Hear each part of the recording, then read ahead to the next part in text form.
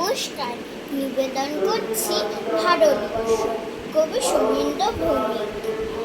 এখানে তিনটে, ওখানে তিনটে, সেখানে তিনটে খেউ। এই তল্লাতে তারা ছাড়া আর মনীষী নেই কেউ। হাড়ে রেড়ে চিৎকার শুনে সবাই পগার পার। কেবল একটি হাবাগোবা ছেলে, নাম ভুলে গেছে তার। তার দু চোখের দৃষ্টি কেমন স্বপ্নের মতো নীল। আবির খানের মুখের সাথে একটু রয়েছে মিল। সবাই ধরলো, মারলো, বললো, বল জয় সিয়ারাম। ছেলেটা বলল রবীন্দ্রনাথ, নজরুল ইসলাম।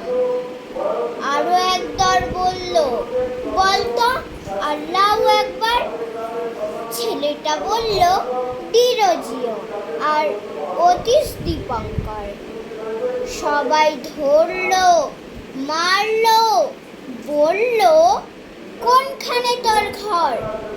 ছেলেটা বলল ভারতবর্ষ, সবরমতীর চর। নমস্কার।